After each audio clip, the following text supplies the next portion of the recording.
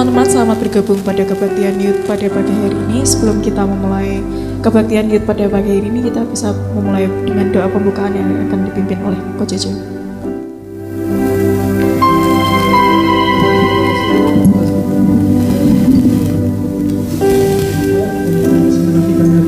Memulai acara ini Tuhan, kiranya Tuhan berkati dari awal, pertengahan hingga akhirnya ya Tuhan. Terima kasih Tuhan, doa yang jauh dari semua ini kami panjatkan dalam satu nama Tuhan Yesus Kristus. Haleluya, amin.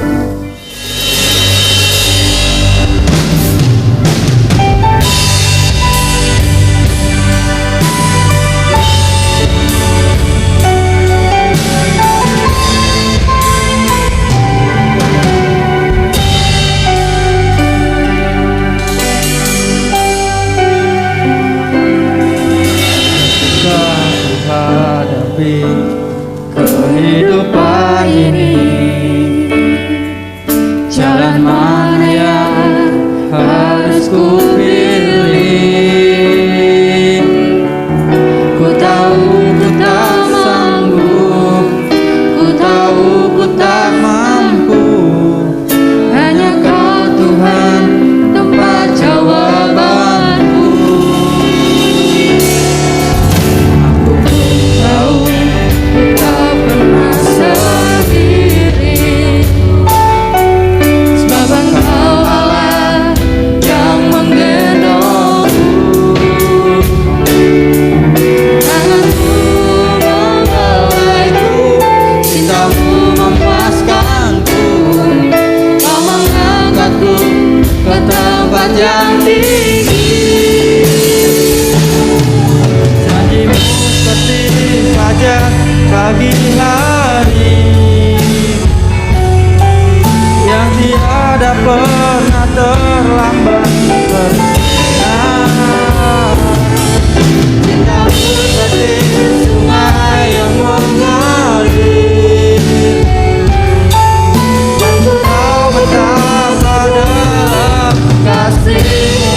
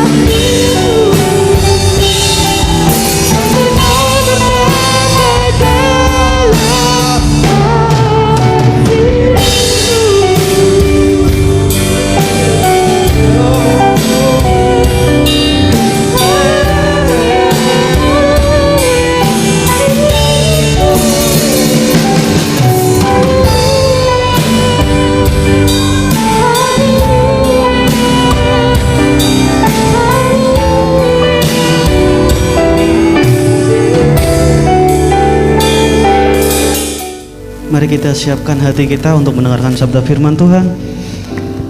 Tuhan, terima kasih Tuhan untuk kesempatan yang indah pada hari ini Tuhan.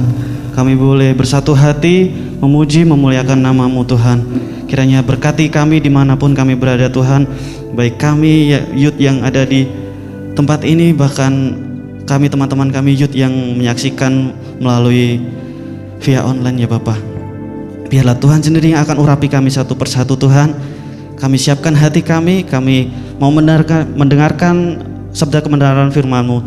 Kiranya Tuhan pakai hamba-Mu untuk menjadi penyalur berkat bagi kemuliaan nama-Mu Tuhan. Kiranya kami serahkan ibadah pada pagi hari ini dan juga berkati hamba-Mu yang akan menyampaikannya. Hanya dalam nama Tuhan Yesus kami mengucap syukur dan berdoa. Amin. Ya. Shalom, selamat pagi ya. Shalom, selamat pagi. Ya, puji nama Tuhan. Tema pada pagi hari ini, pacaran itu apa sih? Ini tema tentang anak muda. Pacaran itu apa sih? Siapa yang tahu arti pacaran? Siapa yang tahu arti pacaran? Ya, bisa. Oke. Arti pacaran adalah hubungan lawan jenis yang berdasarkan cinta kasih. Semua di sini pasti pernah merasakan mengasihi seseorang, mengasihi pria ataupun mengasihi wanita, ya. Pacaran menurut firman Tuhan adalah tujuannya adalah menikah. Bukan untuk main-main, bukan untuk mengisi status kekosongan, ya. Waduh, temanku udah punya pacar. Aduh, si A sudah punya calon nih. Aku tak nyari biar nggak mau kalah saingan, ya kan? Atau sebagainya. Dan sebaiknya pacaran itu dilakukan orang yang sudah lulus kuliah ataupun studi atau hidupnya sudah mapan. Dalam hal ini orang itu sudah dewasa dan bertanggung jawab, ya. Dan serta sehat untuk fisik dan mental. Nggak mungkin kan kita pacaran dengan orang yang agak kurang saon atau sedikit agak miring, ya kan? Kita pacaran menjalin hubungan dengan seseorang yang sehat jasmani dan rohani, emosional dan psikologisnya siap untuk diajak menikah. Saya punya ayat nas bagi saya saat saya pacaran. Sebelum saya pacaran saya punya ayat nas. Yuk kita buka firman Tuhan di Matius 6 ayat yang ke-33. Matius 6 ayat yang ke-33. Yang sudah mendapatkan ayat ini katakan yes.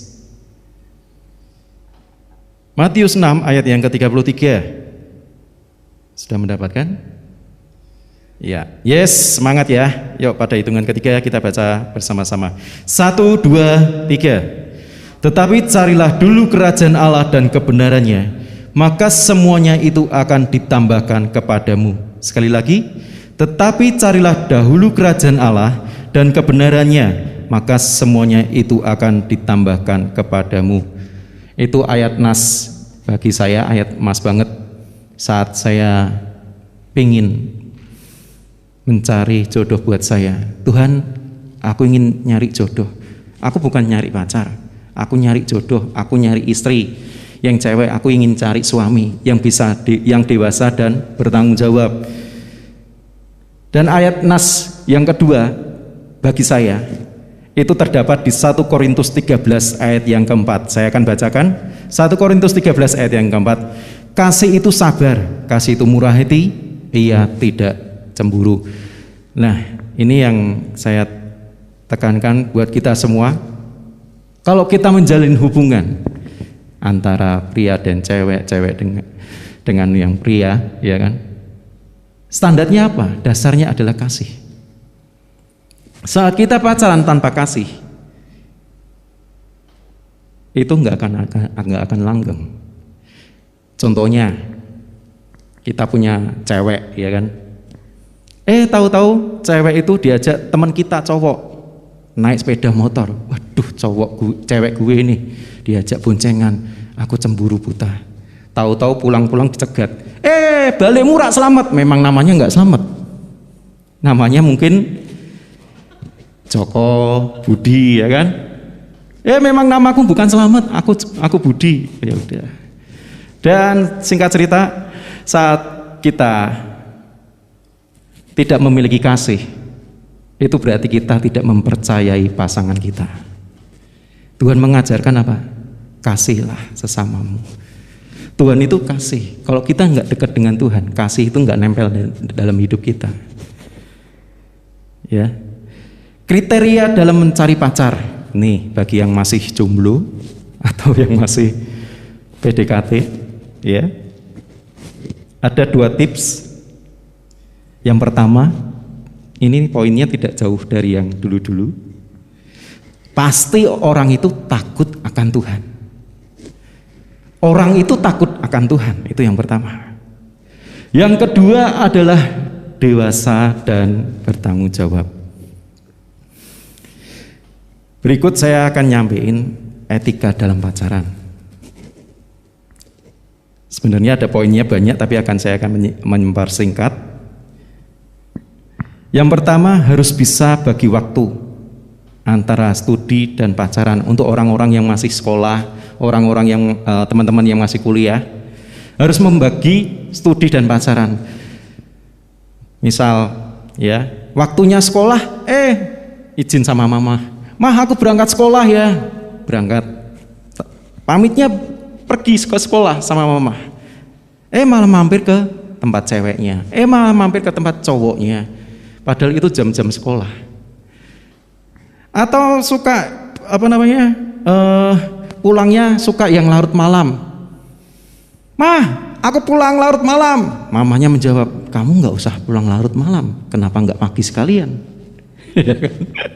Kamu nggak usah pulang larut malam, nanggung, wes balik besok pagi aja sekalian, nginep aja di sana, ya kan? Nah, itu hal seperti itu harus dijauhi. Soalnya kenapa ya? Seorang orang yang baru-baru merajut cinta kasih, itu pinginnya selalu bermesraan, selalu bersama-sama, sedikit-sedikit mau digandeng, sedikit-sedikit, harus ke sana, harus bareng, ya kan? Itu baru senengnya, hatinya mulai berbunga-bunga, seolah-olah bumi ini, dunia ini milik kita berdua. Dan yang kedua, nah ini perlu, tidak boleh melakukan seks sebelum nikah. Nah, itu perlu. Kalau seandainya ada orang yang melakukan seks di luar nikah, kemudian lahirlah seorang anak, atau orang itu ada janin, ada rahim, ya, sampai hamil, itu orang itu harus siap menanggung segala resikonya. Yang ketiga, ini di bawah pengawasan orang tua. Orang tua di sini berperan penting buat jodoh seseorang, terutama jodoh anaknya, ya. Orang tua ini mengawasi, bukan mengatur. Orang tua itu kerjanya di sini, dia hanya mengawasi, bukan mengatur. Anaknya mau bergaul dengan siapa kek, dengan apa kek, ya kan? Orang tua di sini hanya mengawasi, bukan mengatur. Kalau mengatur, kamu enggak boleh ke sini, enggak boleh ke sini, kamu harus ke sini loh. Kamu harus dapat orang itu loh, orang itu kaya loh. Orang itu udah tajir deh, orang itu cakep deh, dia mapan deh, ini ABCDE sampai Z. Ya. Itu. Yang keempat, belajar saling menghargai dan menerima kekurangan ataupun kelebihan masing-masing. Ya.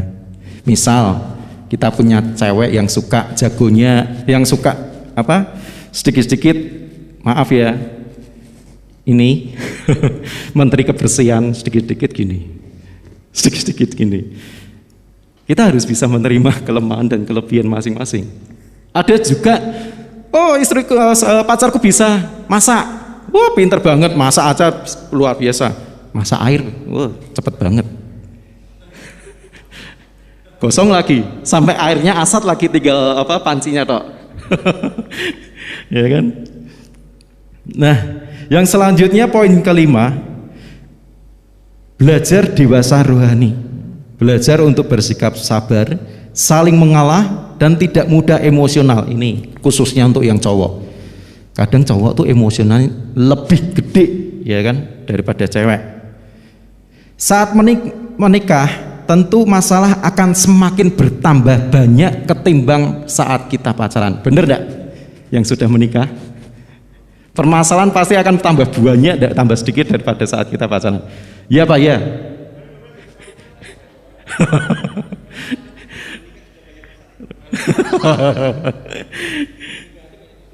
Ya itu.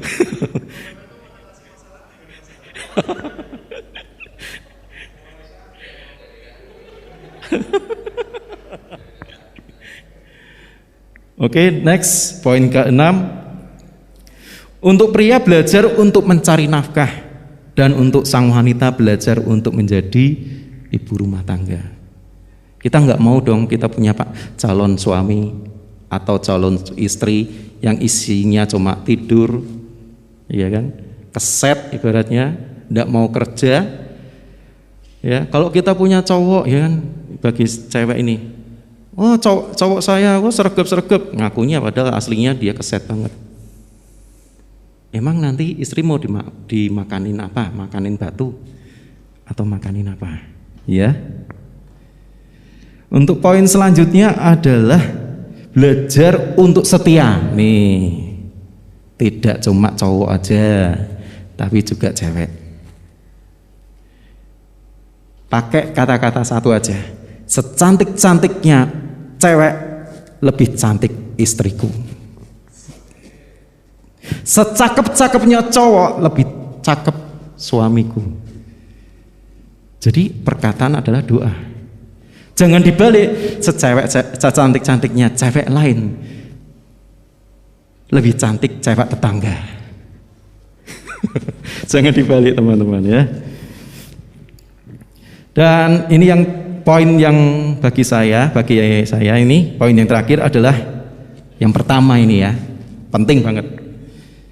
Semakin dekat kepada Tuhan. Saat kita pacaran, saat kita menjalin ikatan kasih sayang, ya, cinta, itu mulai berbunga-bunga, mulai dari bibit yang kecil, terus tumbuh jadi batang, kemudian batang keluar daunnya, daunnya keluar buahnya, ya itulah kita menjalin kasih. Itu saat kita pacaran, orang Kristen, anak Tuhan, itu semakin kita dekat dengan Tuhan dan bukan jauh dari Tuhan. Semakin kita dekat dengan Tuhan, kita akan merasakan, oh enak ya, saat kita bersama-sama dengan kekasih kita melayani Tuhan bareng-bareng, ya, bergandengan tangan melayani Tuhan, itu luar biasa berkatnya. Dan resiko orang pacaran adalah dia harus siap-siap untuk namanya putus. Ini paling hal yang tidak enak. Tidak mungkin kita senang saat jadian, tapi setelah itu kita putus, kita jarang ada orang happy waktu putus ya. Dia pasti akan sedih. Banyak hal, entah itu masalah yang lain dengan keluarga atau yang lain karena satu hal, maka itu harus diakhiri. Sebenarnya tidak perlu sampai terjadi patah hati, trauma berkepanjangan, gonta-ganti pasangan jikalau tiap kita mengerti etika berpacaran dengan baik dan benar dan mempersiapkan diri sebaik-baiknya sebelum memulai pacaran, serta percaya bahwa jodoh ada di tangan Tuhan. Manusia boleh berusaha, tetapi Tuhan yang menentukan. Saat kita memilih, kita doa dulu. Waktu ini ayat yang tadi pasal firman Tuhan itu, saya nyari Tuhan dulu. Tetapi carilah dulu kerajaan Allah. Cari Tuhan dulu. Setelah itu gitu, kita doa, kita omong Tuhan, Tuhan, aku pengen cari istri. Tuhan, aku pengen dapat jodoh yang bukan kehendak tapi biar kehendak-Mu. Nanti Tuhan akan tuntun saat kita cari Tuhan. Dikatakan, carilah dulu kerajaan Allah dan kebenarannya, maka semuanya di sini, everything you need, apapun yang kau butuhkan, Tuhan tahu. Sebelum kita doa, Tuhan itu sudah tahu. Karena Dia Tuhan Allah yang berkuasa. Akan ada waktunya nanti kita mendapatkan jodoh yang terbaik. Yang saat ini mungkin belum ada jodoh, tapi sekali dapat itu berasal dari Tuhan. Itu yang luar biasa. Amin. Ya, luar biasa. Dan ayat penutup buat kita semua, saya nggak akan panjang lebar. Amsal 1 ayat yang ke-7, ini juga ayat buat saya. Ini dimana saya harus mendengarkan perkataan Tuhan dan juga perkataan dari orang tua. Takut akan Tuhan adalah permulaan pengetahuan, tetapi orang bodoh menghina hikmat dan didikan. Memang jodoh itu yang ngatur itu adalah Tuhan. Saat kita dapat jodoh, kita jalan dengan cewek ataupun cowok, kita pastikan kenalin nih, mah, pah, kenalin, ngajak ke rumah kan.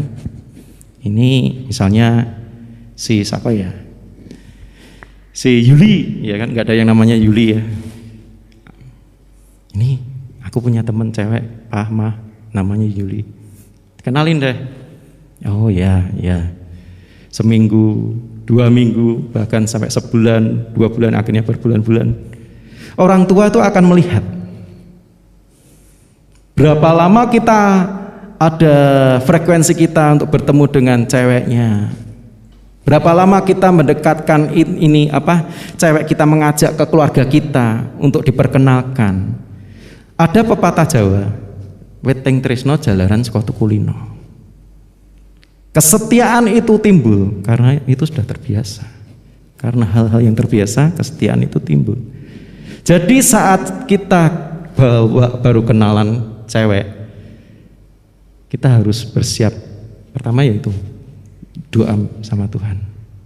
Saat kita bawa ke keluarga, kita harus komit dengan kita sendiri. Apapun yang setelah saya kenalkan dengan keluarga, saya akan menjaga dan merawatnya. Orang tua akan melihat.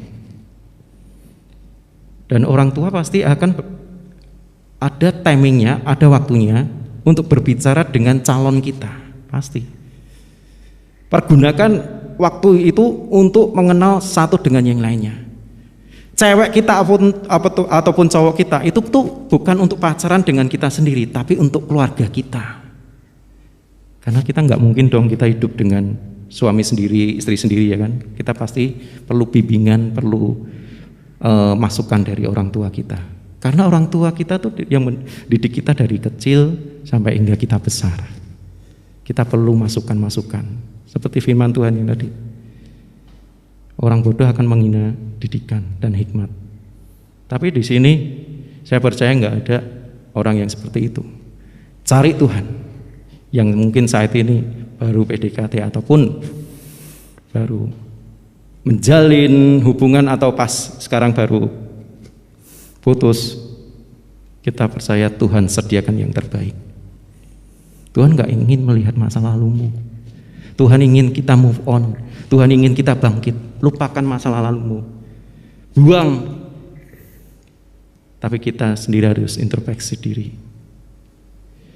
Saat kita mengakui kesalahan, kita berbalik. Kita mengakui dosa, kita berbalik. Kita cari Tuhan, kita tangkap Tuhan, kita dekat dengan Tuhan. Tuhan minta, seperti bapak dengan anaknya. Anaknya saat, "Pah, aku pengen mainan, Pah," sampai merengek-rengek menangis. Gak mungkin seorang bapak dia akan meninggalkan anaknya. Pasti bapak itu akan memberikan, menggendong, memeluk, menyayangi, bahkan memberikan apapun yang diinginkan oleh anak-anaknya. Yaitu Bapa di dunia seperti itu. Apalagi kita punya Bapa yang di surga, Bapa yang kekal. Dia tahu setiap kehidupan kita. Kita semua kehidupan itu sudah diatur. Umur berapa kita nikah, umur berapa kita punya anak, umur berapa kita pacaran, umur berapa kita meninggal. Itu semua sudah tertulis. Karena kita adalah pion-pionnya Tuhan. Tuhan terserah mau main kemana, kita jalan aja. Dan pacaran ini adalah ikatan menuju ke perkawinan. Jangan sampai kita menyakiti perasaan orang lain kalau kita nggak ingin disakiti. Jangan kita pengen menjatuhkan orang lain. Oh, aku ingin dapat keuntungan yang sebanyak-banyaknya dalam cewek saya. Maaf kata, kita pertama begitu awal kita kenalan jaga jarak 1 meter, 2 meter. Pas kita 1 bulan, 2 bulan, 3 bulan kenalan, kita tambah dekat. Kemudian 1 tahun tangannya mulai terus. Dari ini ya kan, hati-hati. Kalau gitu salah gandeng tetangganya nggak tahu. Ya itu tetap kita harus, yang kembali lagi, pacaran adalah ikatan menuju perkawinan. Itu aja dari saya. Saya harap firman Tuhan ini meskipun sedikit ini menjadi berkat buat kita semua. Amin. Terima kasih, Tuhan Yesus memberkati. Kita akan berdoa.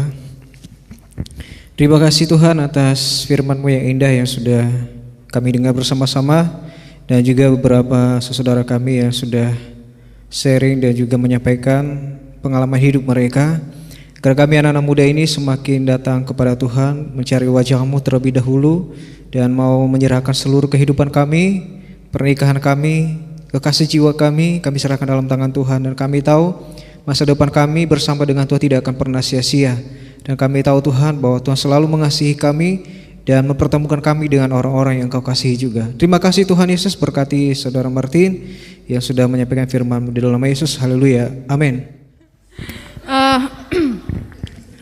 Dari tadi firman yang dari Ko Martin, yang tentang carilah dahulu kerajaan Allah dan kebenarannya, maka semuanya akan ditambahkan kepadamu, itu benar. Waktu saya masih pencarian jodoh, itu saya juga seperti itu kok. Kemarin saya juga sempat cerita sama Yesi ya. Intinya itu adalah kita cari dahulu kerajaan Allah dan kebenarannya gitu. Jadi tuh prosesnya tuh memang sebenarnya saya itu dulu orang yang tidak bisa, kalau putus misal hari ini putus, besok 2 hari 3 hari udah punya pacar lagi. Saya seperti itu memang. Ya saya jujur ya seperti itu ya.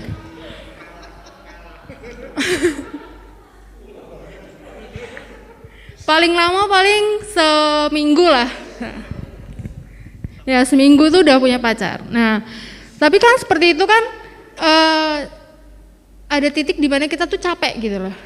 Capek, Tuhan, saya nggak mau seperti ini terus, pacaran putus seperti itu. Terus saya ambil komitmen sama Tuhan, dilalah saya dapat ayat itu kok. Carilah dahulu kerajaan Allah dan kebenarannya, maka semuanya akan ditambahkan. Aku merinding. Enggak, kalau mengingat masa lalu selalu situ tuh.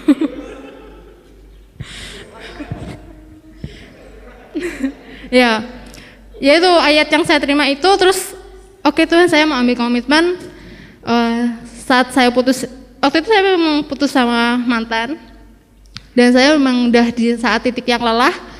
Waktu itu usia saya kayaknya 23. Terus tahun ini aja 30 kok. 23. Nah, itu terus saya ambil komitmen, saya mau benar-benar cari Tuhan, pelayanan, dan saat dideketin oleh lelaki pun saya mencoba untuk menolak gitu loh. Saya nggak mau, bahkan diajak komunikasi dengan lelaki saya berusaha untuk tidak gitu, karena nggak beneran, karena itu kembali lagi ke yang Tuhan suruh sama saya adalah carilah dahulu kerajaan Allah dan kebenarannya.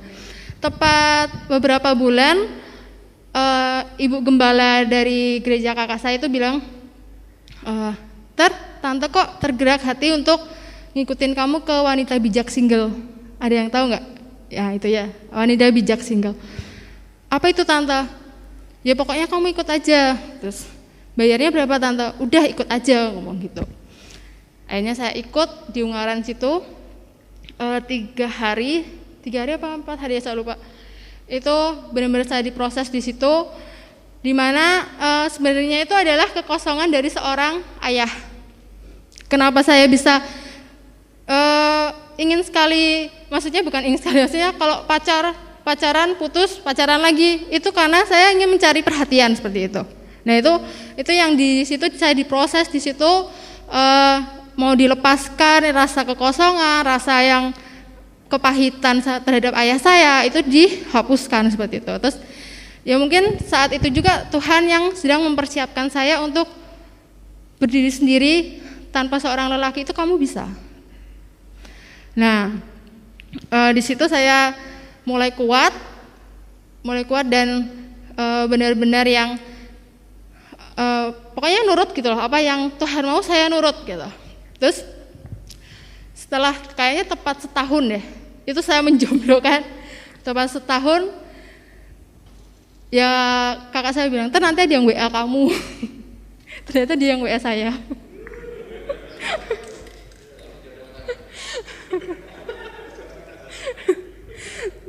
Nah, ya terus ternyata dia WA saya.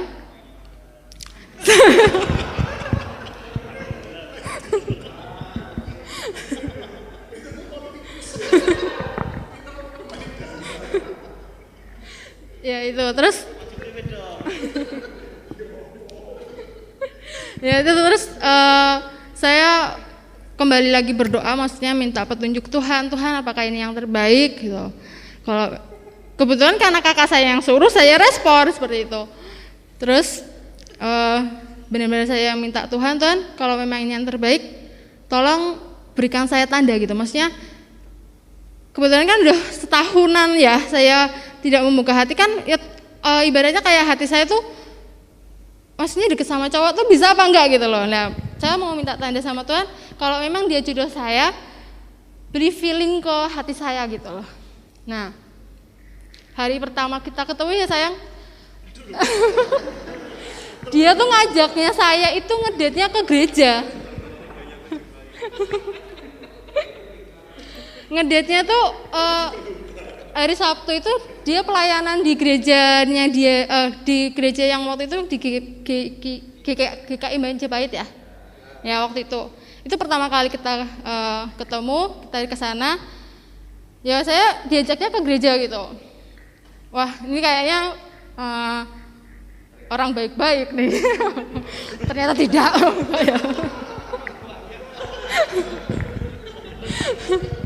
Ya. Terus pulangnya itu saya ke Java Mall. Pulangnya itu saya ke Java Mall, dilalah di mana tuh?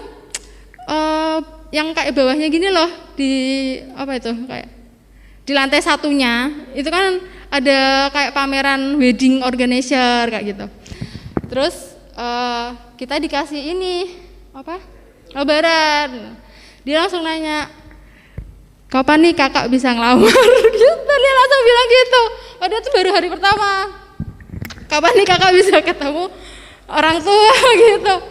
Terus, hah? Ini orang.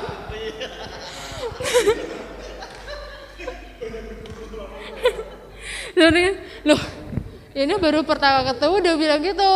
Terus, ya mungkin ya sejak itu ya saya bener yang doa gitu sama Tuhan, apa yang terbaik atau yang terbaik.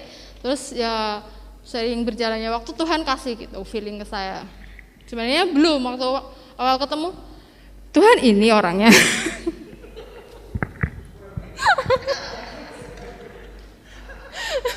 Masa ini orangnya yang bener? Enggak.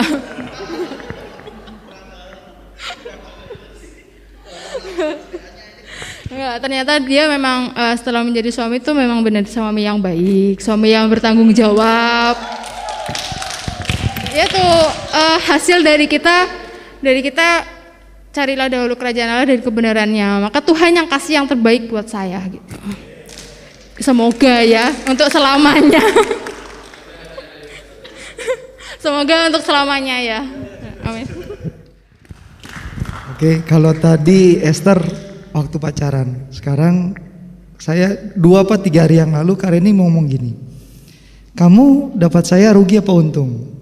Saya bilang, dulu saya sebelum kenal Kak Reni itu punya 2 cewek, dan yang satu sudah dilamar. Tapi yang satu itu, yang dilamar itu 7 tahun di atas saya. Saya memang minta orang lebih dewasa. Dia usianya 7 tahun di atas saya. Dia pintar masak.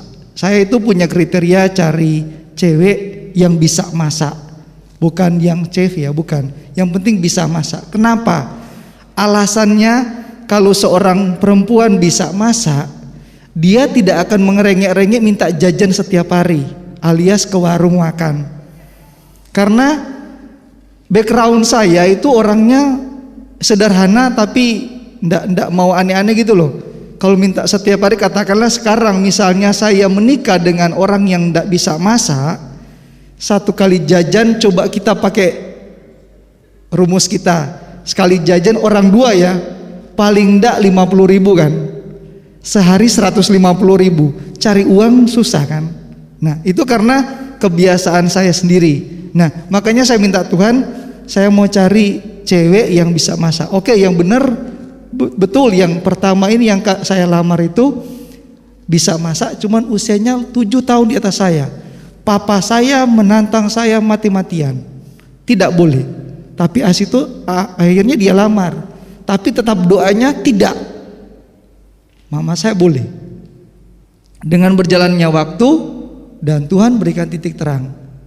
Dia pintar masak tapi tidak setia. Tadi firman Tuhan gitu kan. Apa yang kita minta iya sesuai dengan kita tapi tidak setia. Akhirnya dia nikah sama orang lain. Tadi Martin bilang siap-siap putus. Iya, sakit. Saya itu 3 bulan benar-benar down. Tidak mau makan. Pokoknya wah sampai kurus. Udah memang zaman itu kurus Pak. Bobot saya cuma sekitar 50 kilo waktu itu. Dan kedua saya dapat cewek yang tapi belum sempat lamar. Itu tidak bisa masak, cari uang bisa. Saya juga kriterianya bisa masak, tapi Tuhan biar cewek ini bisa bantu saya cari uang. Benar dia bisa cari uang. Tapi kalau beli bedak sama harga masakan yang kita jajan jauh lebih mahal. Tapi bukan berarti saya bilang melarang ibu-ibu atau cewek-cewek memakai make up itu ya, bukan. Ini kriteria saya sendiri. Nah makanya saya jawab sama Kak Reni yang buang pertanyaan. Ya sebenarnya dari 2 cewek sebelum kamu itu sama dengannya ada di kamu. Kenapa? 1 kamu bisa masak, tidak pernah. Kak Reni itu diajak jajan. Kalau dia bilang gini, kalau mau jajan yang bisa saya masak buat apa? Saya bisa. Terus Kak Reni lebih muda dari saya 7 tahun, 7 hampir 8 tahun. Terus Kak Reni juga bisa bantu saya cari uang. Nah itulah ketika kita bergumul sama Tuhan, maunya kita taruh dalam tangan Tuhan, di situ Tuhan akan berikan. Dengan saya dapatnya Kak Reni, sekalipun saya waktu lamar Kak Reni itu bukan tidak dengan orang tua saya, bukan tidak dengan orang tua kandung saya, karena kan orang tua kandung saya ada di Manado. Saya cuma pakai Pak Pendeta saya ajak ngelamar ke Jepara, dan itu diterima. Jadi saya bilang kalau Kak Reni buang pertanyaan itu sama dengan yang pertama dan kedua tambah kamu itu, jadi istilahnya yang pertama kedua ini tidak lengkap, kamu yang lengkap. Makanya kalau di rumah itu si Lydia kan sudah 3 tahun. Saya sama Kak Reni kalau duduk jejer rangkulan, si Lydia bilang cie, papi mami mesra terus. Anak sekecil itu karena sering nonton itu loh, apa namanya yang wali 4 apa wali 5 itu ada kata-kata sing orang bilang cie. Nah, dia sebenarnya enggak ngerti. Kalau kakaknya si Grace bilang papi mami terus rangkulan, kapan aku dipeluk? Nah, karena saya punya 3 cewek di rumah. Memang saya minta itu sama Tuhan. Saya bilang dari awal kami nikah, segala sesuatu saya serahkan sama Tuhan. Saya bilang tadi dapatkan orang yang menurut kriteria saya taruh dalam tangan Tuhan. Mau punya anak pun saya pernah bilang sama Tuhan, Tuhan, saya atau kami rindu punya anak di atas pernikahan 5 tahun. Dan Tuhan kasih 8 tahun kemudian baru punya anak. Terus saya minta sama Tuhan, saya ingin punya anak cewek-cewek, bener cewek yang dikasih. Jadi buat teman-teman, Desman, Peter, Alif, Komoses, siapa lagi, Joshua, Fani, Omewel sudah, Jojo, kalau mau cari pasangan hidup, cari dulu Tuhan. Pasti bahagia. Saya masuk usia pernikahan kami jalan 16 tahun. Itu suatu anugerah yang luar biasa. Saya boleh kata bahwa saya itu kerja hampir 11 tahun. Itu bukan penghasilan tetap. Namun karena dengan istri, dengan anak-anak, Tuhan tetap berikan cukup buat kami. Jadi rumah tangga itu ketika kita berpacaran, tadi Martin bilang, cari dulu kerajaan Allah. Pasti Tuhan akan kasih yang lebih. Jadi bolehlah kita seperti tadi Esther bilang, gonta-ganti, oke, kita penjejakan. Tapi dalam penjejakan itu jangan mumpung. Artinya sampai hal-hal yang ada istilahnya kita kredit dulu, jangan ya. Paling banyak sini cowok-cowok yang masih single. Jangan main kredit. Nggak enak main kredit. Cash itu paling enak. Artinya kita sudah diteguhkan dalam pernikahan, pasti itu sungguh luar biasa. Karena dosa yang kita buat sebelumnya itu akan terus merembet. Dulu Kohan pernah khotbah masalah dosa warisannya. Itu akan selama kita tidak putuskan, itu akan menghambat berkat Tuhan dalam kehidupan rumah tangga kita. Itu yang boleh menjadi sharing kita atau saya bagikan buat teman-teman kita semuanya. Tuhan berkati. Untuk pengumuman singkat, minggu depan tetap bersama dengan kita. Minggu depan kita ada topik yang gak kalah serunya, yaitu kumpul kebu, yang akan dilayani oleh saudara Christian. Dia akan membagikan pengalaman pribadinya, bagaimana kebu-kebu bisa berkumpul menjadi satu.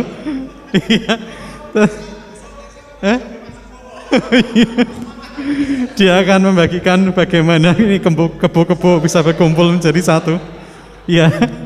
Ya, tetap bersama dengan kita minggu depan jam 9:30 di tempat yang sama, waktu yang sama.